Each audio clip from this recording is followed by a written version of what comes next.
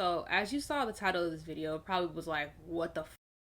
But just stay with me. Hopefully I can provide some clarity as to what I meant by what I said. Just to give some backstory on who my mother was. She was a woman who, well, she had me, like, she was 42 when she had me, but I have an older sister. She worked as a janitor for 23 years, or a custodian. That was her most steady job.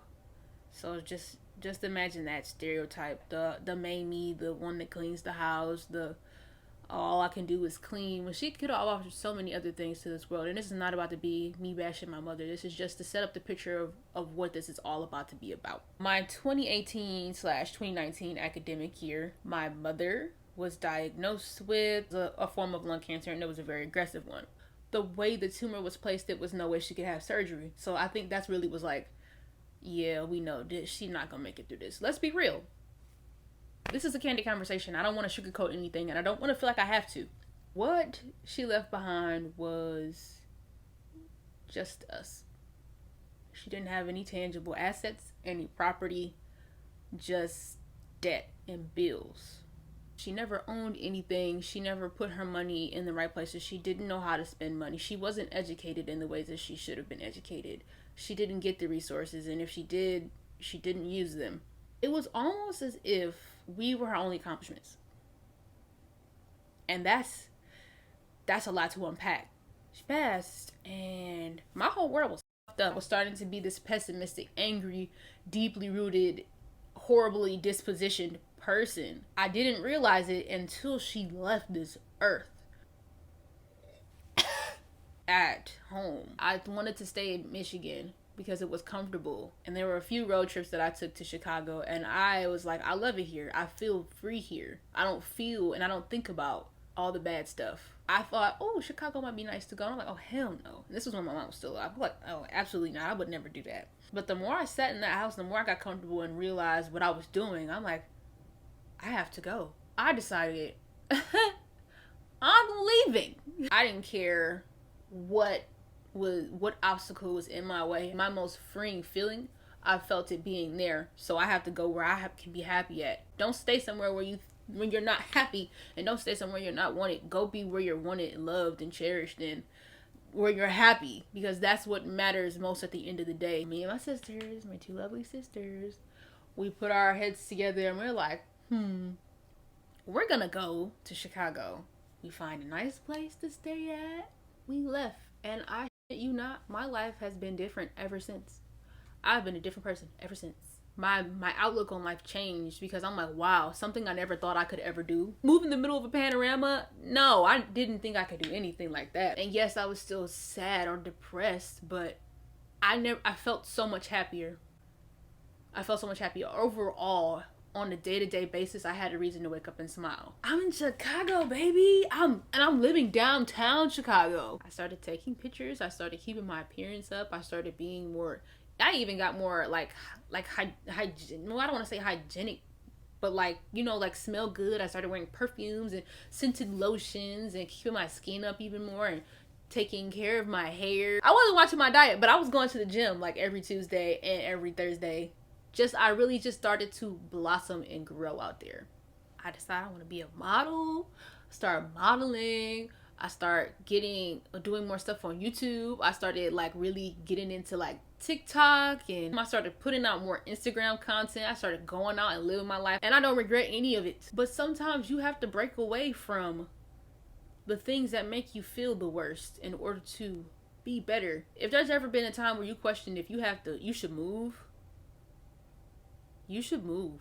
If there's ever been a time where you're like, there's nothing here for me, then there's nothing there for you. Don't try to make something there for you. There's nothing there for you. Go be where the money resides. Go be where you're happy at. Go be somewhere else. I realized that life is too short. Let's just say I died in college and I got to look back at my life. I would have been pissed. 1-star rating. Like, can I please go back and do it again? You never know when your time is up. You walking around here thinking like you're old breath in your body. Like you're old a heartbeat. You can die right now. So stop taking it for granted. Stop living this life that you're not happy at. Stop working at this dead end job and start go pursue your dreams. And I'm not saying this shit is easy, because it's not. I decided I wanted to be somebody who played video games all day, because that's what made me happy, especially through my first stages of grief. Put on makeup, looked cute, traveled the world, while people who were going through something similar, or even just being sad and being in a toxic environment, could have something to look forward to and be hopeful that it's not the end. I want to be a spark for somebody else, because I didn't have that. I wasn't my spark. I'm saying all to say that sometimes it takes a very traumatic event to happen in your life for you to wake up. Now, I hope that me telling you this is like a wake-up call out of this strange la-la land you're sitting in, being sad and not living the life that you know you want to live. You know there's a dream that you have sitting in your heart that is just collecting dust and dying out day by day, that you're not chasing. It's time to take that. If 2020 didn't teach you anything, take it from me. Don't let yourself stay the way you are. There's always room for growth, and there's always room for you to be a better person. Live the best life you can while you have it. If it's something you got to think about, oh, should I do it? You're not going to regret it. My hair was so damaged. I was like, oh, should I shave my head? Do you know I didn't give myself enough time to actually process it and talk myself out of it? I just did it. Patchy as but I still did it. And I loved it. Stop talking yourself out of something because it's going to be uncomfortable. I learned this in college. Get comfortable being uncomfortable. You only grow through uncomfort. They're called growing pains for a reason. And I'm going to keep growing through my journey. As a matter of fact, I'm pretty sure I'm going to post this video after I was drunk with my sister sitting on the ground in Chicago. We got to live our best life while we can. Your prime is as long as you live, because you can do whatever you want. Go travel the world. Chicago also kickstarted me wanting to travel. I'm going to travel so much more. I'm going to get more content, and I hope you guys are interested in seeing that content on here. And don't get me wrong, I'm still very sad, and I'm still working through all of my emotions. But if you're going through something, just know it doesn't end here.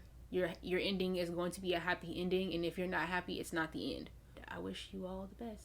If you want to talk to me or anything, you want to start a conversation in the comments, or email me or message me on here. I don't know if they have messages on YouTube. I don't really know how YouTube works, but you're welcome to do all of that. It's still very strange and weird and awkward for me to even talk about this, but if I can help you, I'm going to help you, because I didn't have that. So I want to give that to you. I think that's all I have for you guys. So have a good night, y'all.